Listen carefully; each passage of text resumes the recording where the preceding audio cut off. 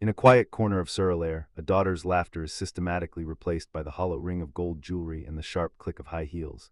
Tati didn't just lose her mother to the flames. She's losing her identity to a woman who wears elegance like a weapon as her father's grief turns into a blind trance.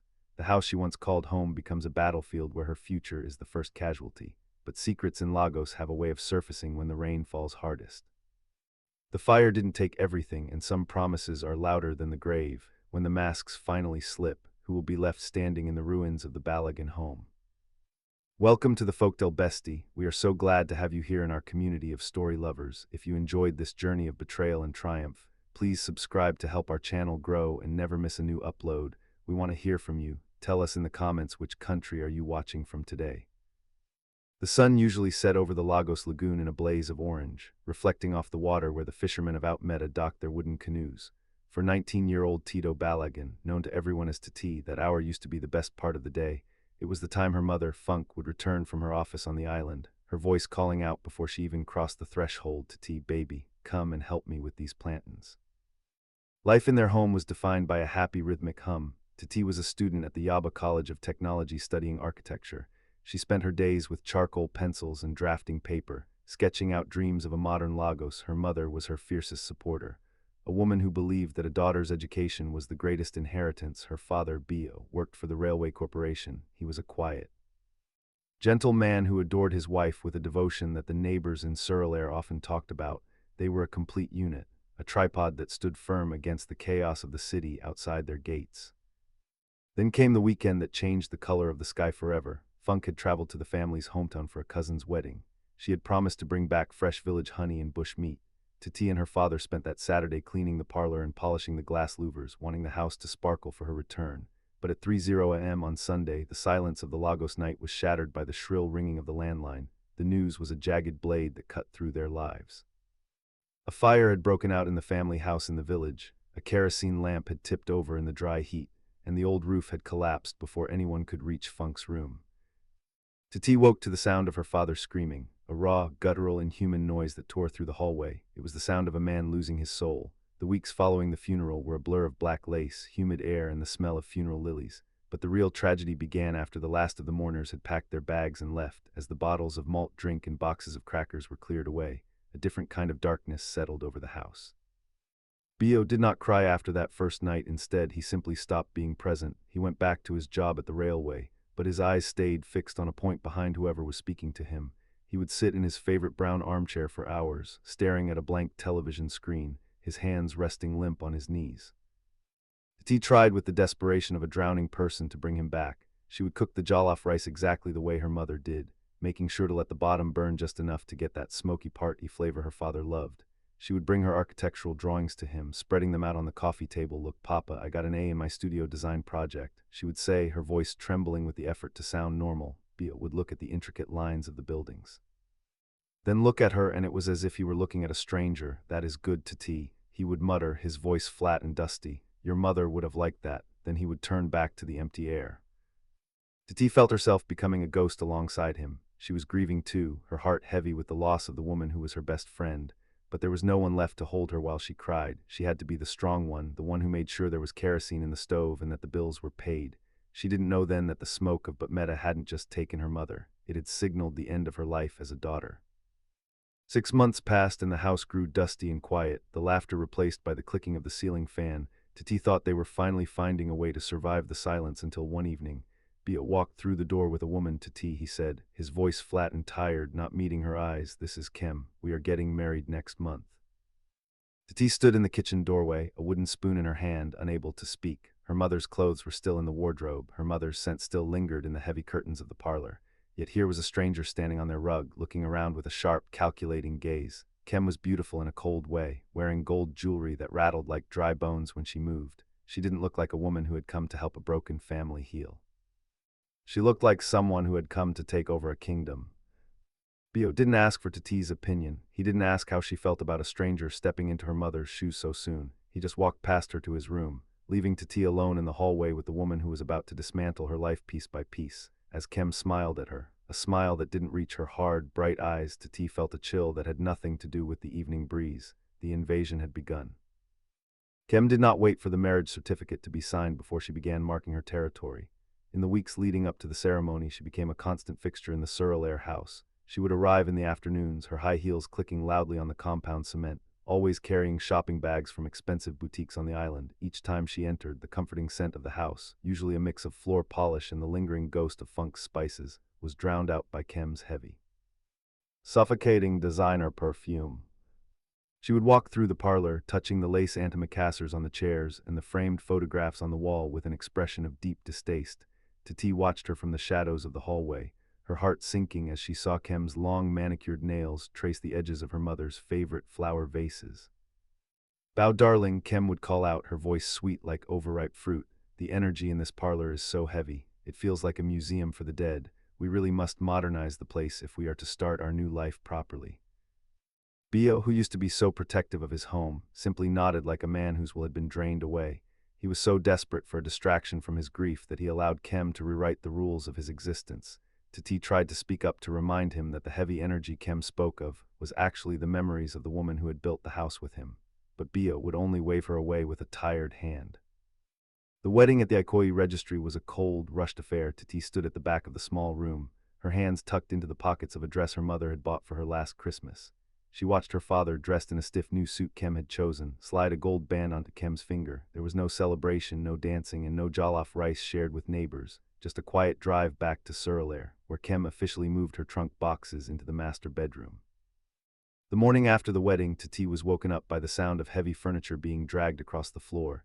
She rushed to her father's room, thinking he was hurt, but she stopped dead at the doorway. Kem was standing in the middle of the room, her hair tied back in a silk scarf, pointing a finger at two workmen. "Take that wardrobe out," Kem commanded, "and those boxes in the corner. Everything must go to the backyard."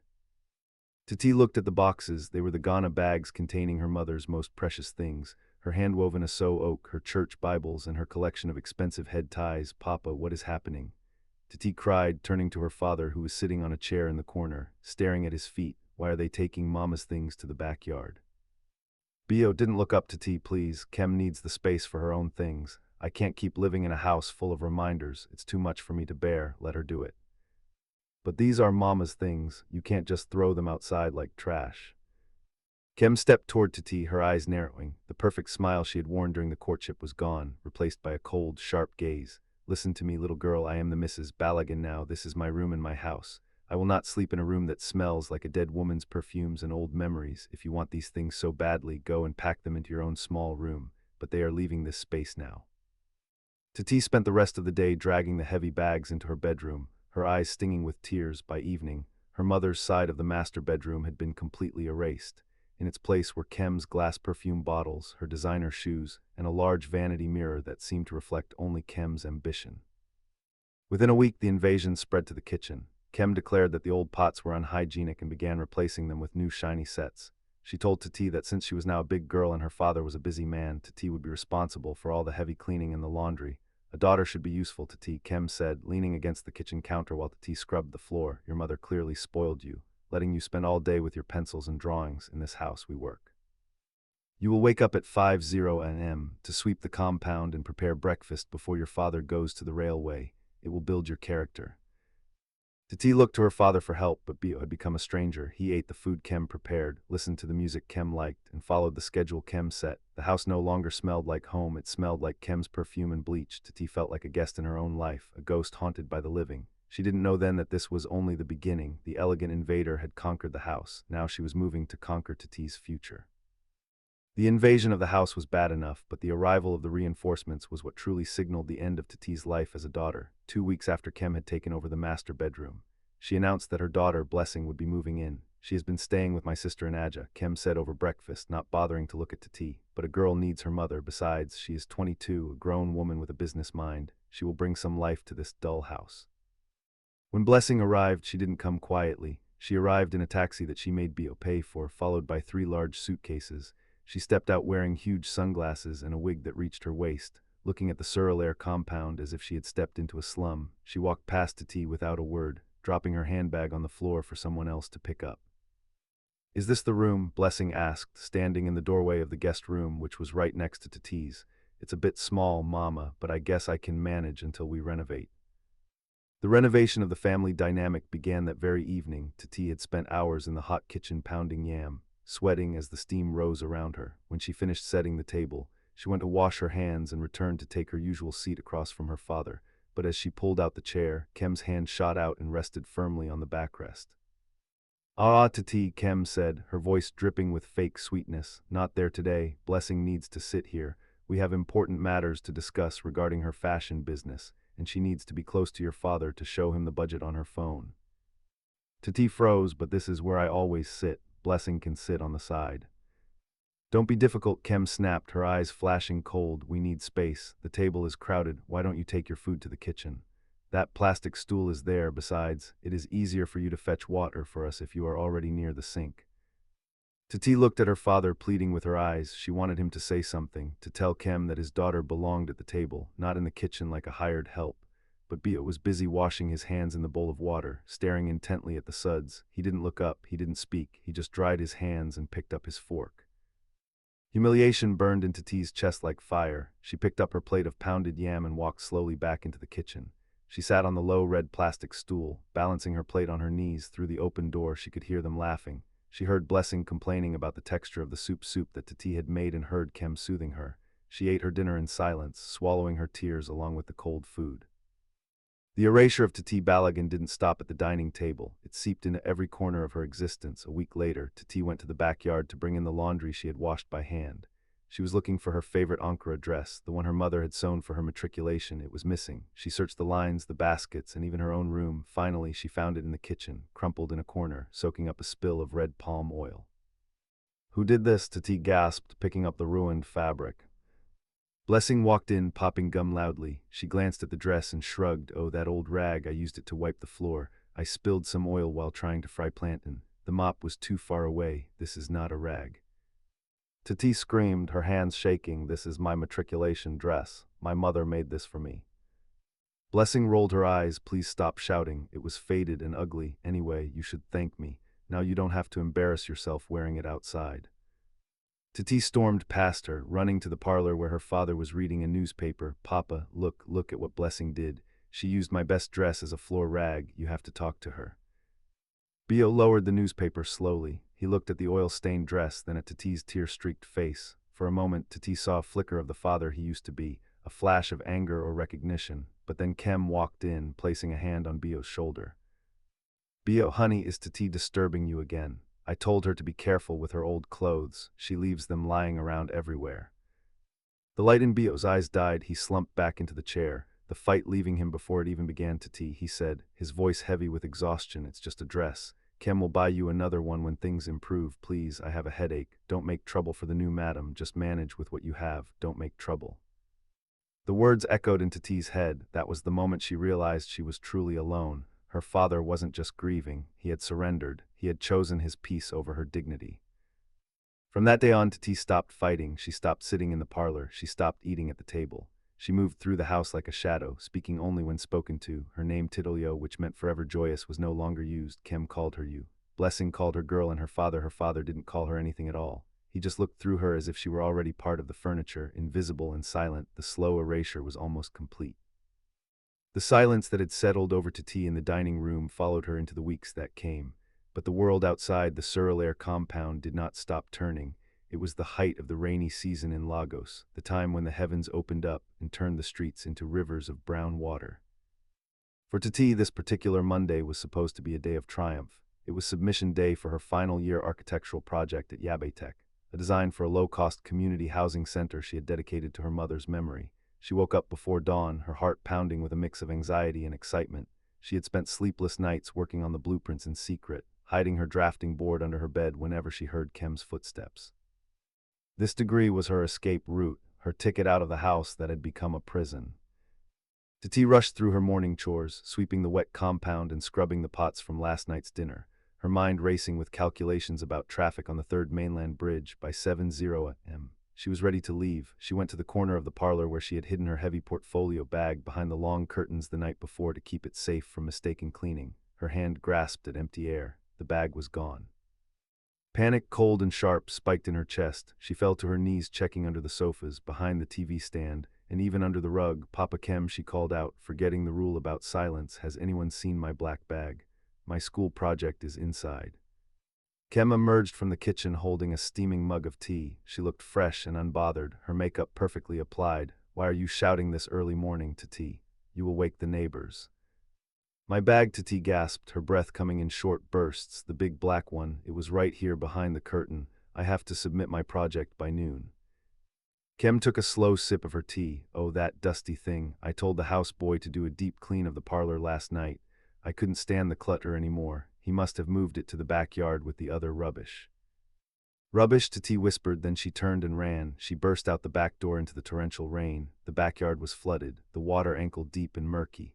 There, sitting near the overflow of the large refuse drum, was her bag. It had been left open. The heavy Lagos rain had been beating into it for hours. Tati screamed, a sound that rivaled the thunder above. She dragged the bag out of the mud and fell onto the wet concrete of the porch. Her trembling hands pulled out the sheets of expensive drafting paper. They were sodden pulp. The ink had bled into unrecognizable dark stains. The intricate lines, the measurements, the future she had drawn with her own hands, all of it was washed away. Beneath the drawings lay her registration documents and the bank teller receipts she needed to verify her enrollment for the final semester.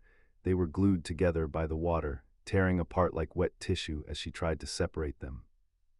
No, no, no, she sobbed, clutching the wet mess to her chest, the rain mixing with her tears.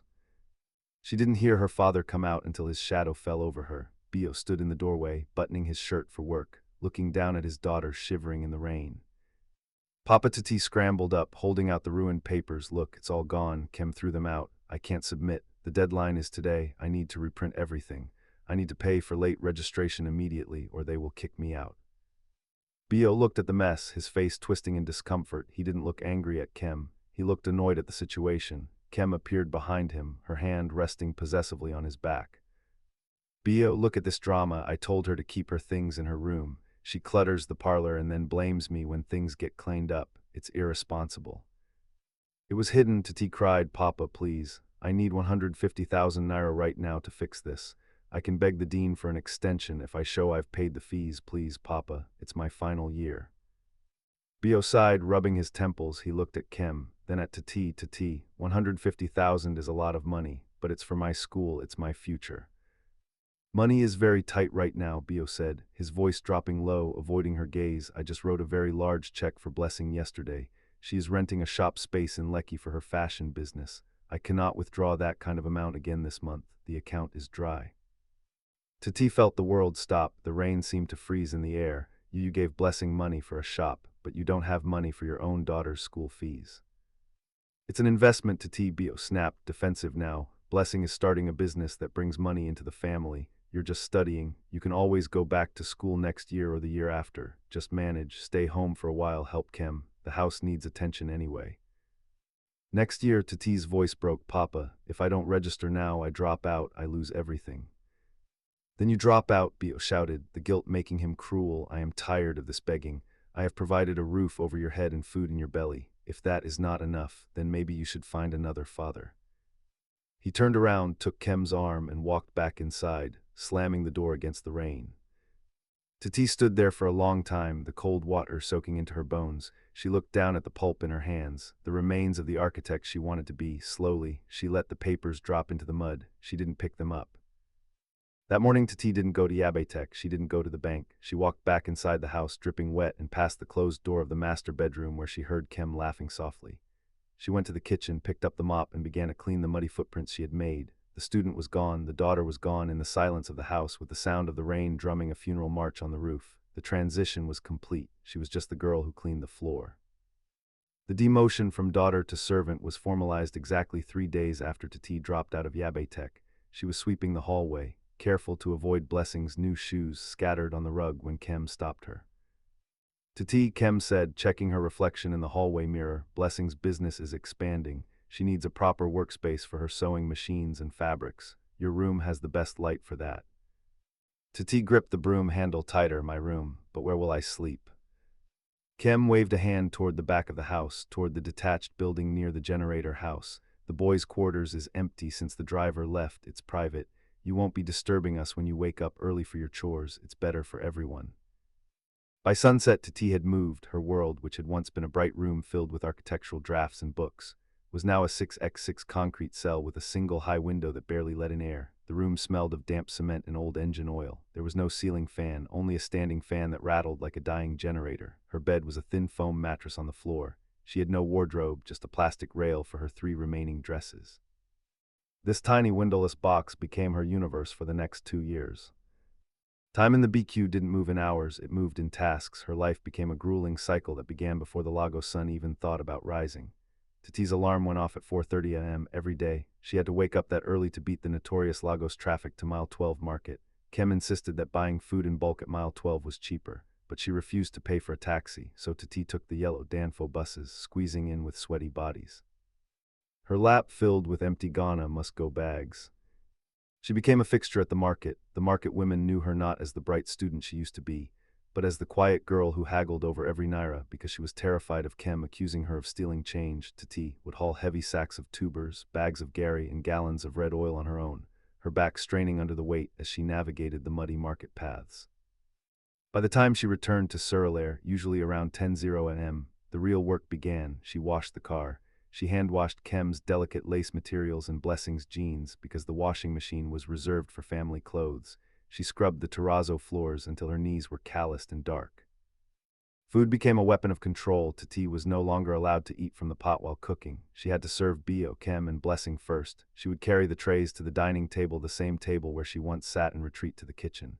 She stood by the sink, listening to the clinking of cutlery and the murmur of conversation, her stomach cramping with hunger. Only when they were done and the plates were cleared could she eat. Her meal was whatever was left. Usually the burnt rice at the bottom of the pot, or the soup with only fish heads and bones remaining. She ate standing up quickly like a thief in her own father's house. The physical toll was rapid. Titi grew thin, her collarbones poked against her faded skin. Her hands, once soft from holding pencils, became rough and scarred from bleach and hot oil.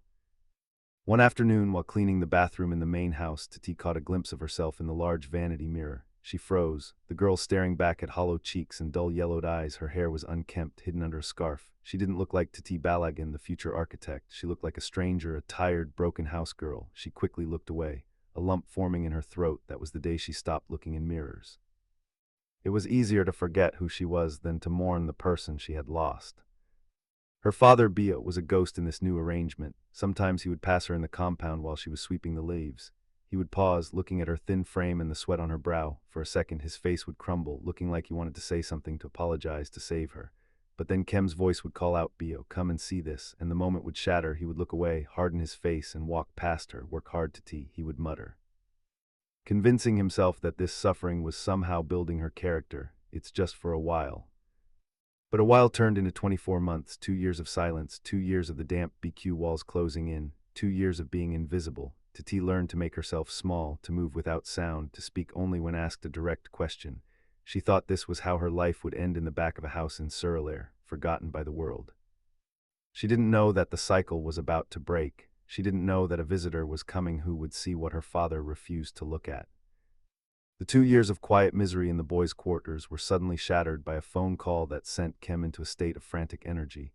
A man she referred to only as the big man, Chief Adedelik, was coming to the house for dinner.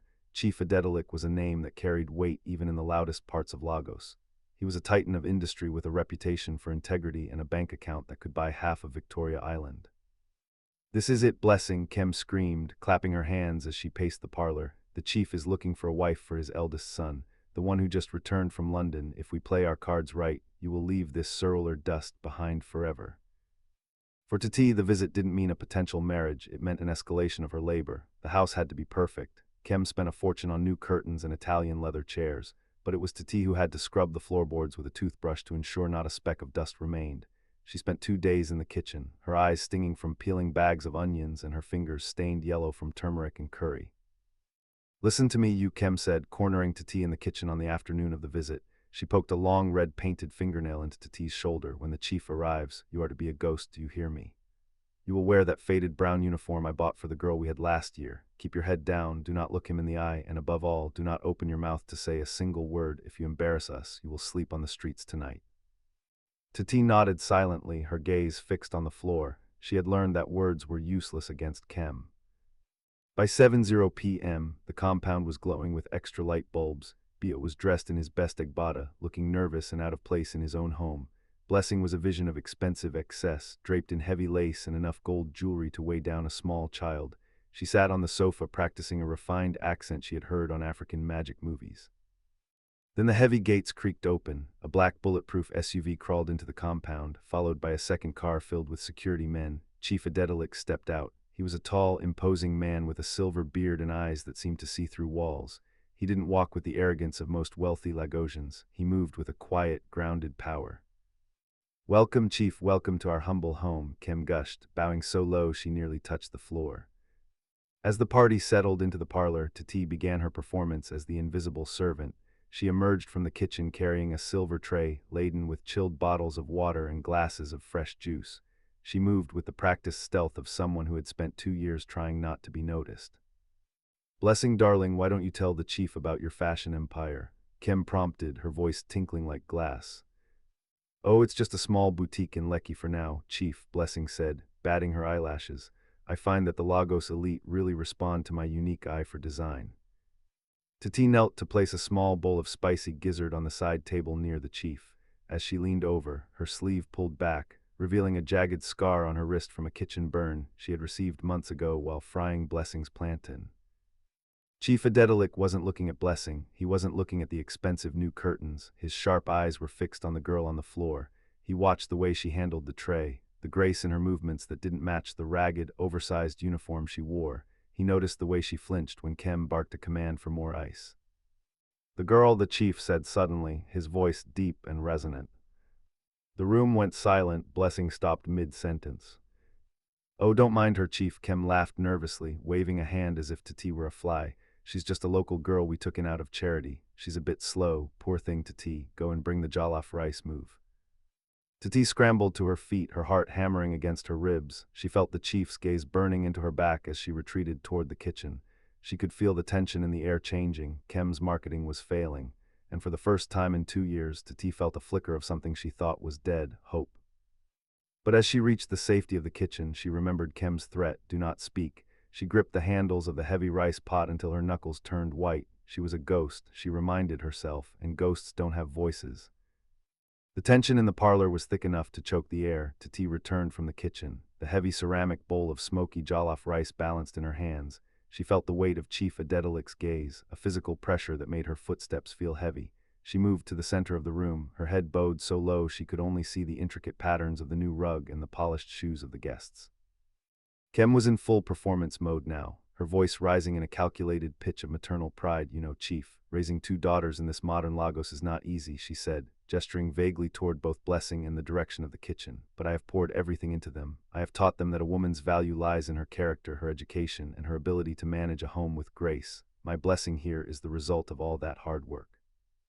Blessing leaned forward, offering the chief a rehearsed smile. "It's all about balance, Chief. One must be a lady in the parlor and a boss in the boardroom." Chief Adedelik did not smile back. He didn't even acknowledge the comment. Instead, he leaned back in the leather armchair, his eyes never leaving Tati as she placed the rice on the table. "And the other one?" he asked, his voice cutting through Kem's chatter like a hot knife through butter. "Tell me about her." Kem's laugh was brittle. "Oh, Chief, I told you already. That one is just a distant relative. A girl from the village we brought in to help. Her mother passed away, and out of the kindness of our hearts we took her in. She's well. She's not quite like Blessing. She prefers the kitchen to the classroom." Tati flinched. The lie felt like a slap. She reached for the serving spoon, her hand trembling so violently that it clattered against the side of the bowl. "Is that so?" the chief murmured. He stood up slowly, his tall frame dominating the room. He ignored the plate Kem was trying to hand him and walked toward Tati. Bio shifted uncomfortably in his seat, his collar suddenly looking too tight. "Chief, please let us eat while the food is hot." "Tati, go and bring the dodo from the kitchen." "Stay," the chief commanded. The word was not loud, but it carried the weight of an iron rod. Tati froze. She felt the heat of the parlor, the smell of Kem's perfume, and the suffocating silence that followed. The chief stepped closer, stopping only when he was a few feet away from her. "Look at me, child," he said softly.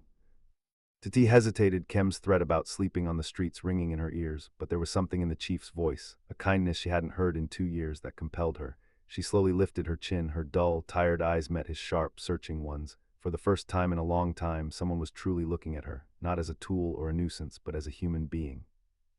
"You have your mother's eyes," the chief whispered, his expression shifting from curiosity to a deep simmering anger. Kem stood up, her face pale beneath her makeup. "Chief, really? This is most unusual. She is just a servant." "Quiet," the chief barked, turning a fierce look on Kem that made her shrink back into the sofa. He turned back to Tati. "What is your name? Your full name?" Tati felt the room spinning. She looked at her father, who was staring at the floor, his face a mask of shame. She looked at Blessing, who was scowling in confusion. Finally, she looked at the chief. She cleared her throat, her voice rusty from disuse. "My name is Tati Balagan," she whispered. The name echoed in the silent parlor. Kim let out a small, sharp gasp. Bio's head snapped up, his eyes wide with a sudden panicked realization. Chief Adedelik repeated the name slowly as if tasting it. Titolio Balagan, daughter of Funk Balagan. He looked around the room, his gaze landing on the expensive curtains and the new furniture, then back to the girl in the ragged, oversized uniform. "Tati," the chief said, his voice now trembling with a different kind of emotion. "Do you know who I am?" Tati shook her head, a single tear escaping and tracing a path through the dust on her cheek. "I have been looking for you for 2 years," he said, his voice dropping to a low, dangerous rumble as he turned to face Bio. "And to find you like this in your own father's house, treated like a dog in the home your mother built." The room fell into a heavy, expectant silence. The masquerade was over, the performance had ended in the heart of Surler, the truth had finally arrived for dinner, and it had a very long memory. The silence that followed Tati's name was so heavy it felt as if the walls of the Surler house were closing in. Bio looked as if he wanted the floor to swallow him whole, while Kem sat frozen, her hands still hovering over her expensive lace wrapper. Chief Adedelik didn't wait for them to recover. He reached into the inner pocket of his traditional agbada and pulled out a leather-bound folder. He didn't look like a guest anymore, he looked like a judge. "Your mother, Funk, was more than just an employee to me, Tati," the chief said, his voice softening as he looked at her. "She was my head of operations for 15 years, when my company was just a small office on the island. She was the one who stayed late, the one who made sure every contract was perfect. She was the brain behind my success." Tati's breath caught. She remembered her mother coming home tired but smiling, always talking about the chairman, but she never knew the depth of their bond. "The month before she traveled to the village, the month she died, she came to my office," the chief continued, his eyes now hardening as he turned toward Bio. "She had a premonition. She told me, 'Chief, if anything happens to me, promise me you will look after my Tati. My husband is a good man, but he is weak. He won't know how to protect her from the world.' I laughed, then I told her she was being dramatic, but I gave her my word." He opened the folder and pulled out a document, slapping it onto the dining table right next to the bowl of jollof rice. "This is a bank statement for a trust fund. Funk saved a portion of her salary every single month for 20 years. It was never part of the family account. It was for Tati's education and her future alone. There is enough here to send her to any university in the world and buy her a house in Victoria Island." Bio's eyes bulged. "I didn't know," Funk never said. "She didn't tell you because she knew you wouldn't guard it," the chief roared, his voice shaking the glass louvers. "I have been looking for this girl for 2 years. I went to Yabetek and they told me she dropped out. I came to this house 3 times and each time your madam here told me Tati had moved to the UK for studies. She told me the family was doing well and didn't need any interference." Kem began to tremble. "Chief, it was a misunderstanding, I thought." "Be quiet," the chief snapped. He turned back to Tati, his expression full of pain. "Tati, look at me. Your mother's spirit has not slept because of the way you are being treated. I want you to tell me right now, in front of your father and this woman, what has been happening in this house. Why are you in a servant's uniform? Why is your skin like this?" Tati looked at her father. For 2 years, she had protected him with her silence. She had accepted the blows and the hunger so he wouldn't have to face the truth. But as she looked at the bank statement, the proof that her mother was still reaching out from the grave to save her, the dam finally broke.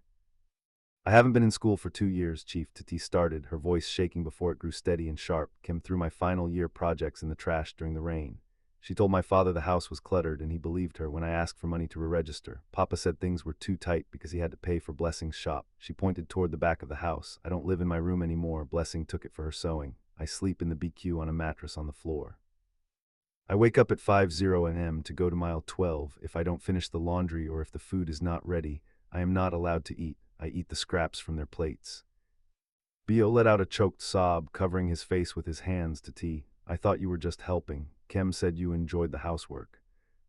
She is 19 years old, Bio, the chief screamed, slamming his fist on the table, an architecture student. Does she look like someone who enjoys scrubbing your toilets while your stepdaughter wears gold? You have failed your wife, and you have failed your blood. Tati stood tall, the weight of the invisible burden finally lifting. The secret was out. The abuse, the hunger, and the slow erasure were no longer hidden in the shadows of the Surler house. The ghost of her mother's promise had arrived, and it was demanding justice. The silence that followed Tati's confession was not the heavy, suffocating kind she had grown used to. It was the silence before a storm. Bio sat frozen, his hands still covering his face, but his chest was heaving. Every word Tati had spoken, the trash in the rain, the mattress on the floor. The scraps of food acted like a hammer, shattering the glass wall he had built around his heart to hide from his grief. Kem, sensing the shift in the room, tried one last desperate move. She reached out to touch Bio's arm, her voice a forced, trembling whisper. Bio, darling, she's exaggerating. You know how children can be when they are seeking attention. I only tried to give her structure. Structure? Bio's voice came out as a low growl. He dropped his hands, and when he looked at Kem, his eyes were no longer hollow. They were burning with a terrifying, lucid rage. He stood up so abruptly that his heavy wooden chair toppled over, crashing against the floor. You called my daughter a servant in her own mother's house. You threw her life in the dustbin while I sat here like a dead man. He turned to Blessing, who was trying to hide her gold-clad wrists behind her back. And you used her clothes to wipe the floor. You sat at this table and ate food she sweated to cook while she sat on a plastic stool in the kitchen. Papa, it wasn't like that, Blessing stammered, her fake accent vanishing in her fear. Get out, Bio said, his voice terrifyingly calm.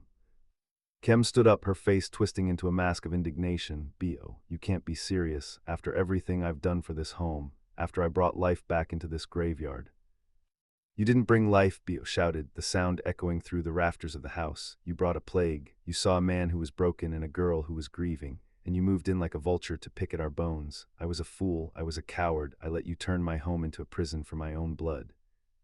He pointed a shaking finger toward the hallway. Go to that room, the room that belongs to my daughter. Pack everything, every shoe, every lace, every bottle of that suffocating perfume. I want you and your daughter out of this compound by daybreak. If I see your faces when the sun rises, I will call the police and the railway security to throw you onto the street. Kem opened her mouth to argue, but Chief Adedelik stepped forward, his presence a towering wall of authority. I would do as he says, madam.